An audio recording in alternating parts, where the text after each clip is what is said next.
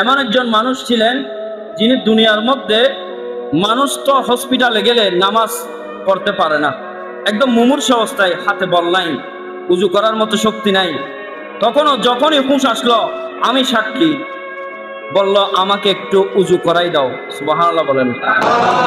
রক্ত হয়ে গিয়েছে, আমাকে একটু উজু বানাই দাও, উজু করাই দাও, আমি একটু আসরের নামাজটা পড়বো, আমি একটু মাগরিবের নামাজটা পড়বো। এমন একজন মানুষ ছিলেন উনি। ওনার হায়াতে জিন্দগির মধ্যে এত ওয়াজ করেছেন, কিন্তু ওনার বাড়ি ভিটায় গেলে দেখতে পারবেন তেমন কিছু করে নাই। যা পেয়েছেন তাই দিনের জন্য খরচ করে দিয়েছেন। সুবহানাল্লাহ।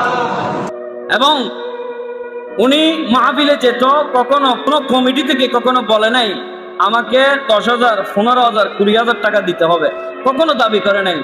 এমন এমন সময় গিয়েছে যে ওনার গাড়ি ভাড়াও দেয় নাই, নিজের পকেট থেকে গাড়ি ভাড়া দিয়ে মাহফিল করে চলে আসছে। ইনারাই হচ্ছে প্রকৃত আল্লাহর ওলি, ইনারাই হচ্ছে আল্লাহর নবীর ওয়ারিস। আল্লাহ রাব্বুল আলামিন ওনার দারাজাতকে বুলন্দ করুক, বলুন আমিন।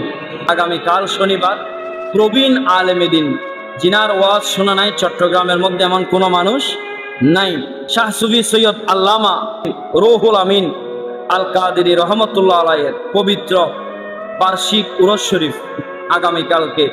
আপনাদের সবাইকে দাওয়াত দিচ্ছি, আপনারা সবাই আগামীকালকের মাহফিলে যোগদান করবেন, মাহফিলকে সাফল্যমণ্ডিত করবেন। আল্লাহ কবুল করুক, বলি আমিন।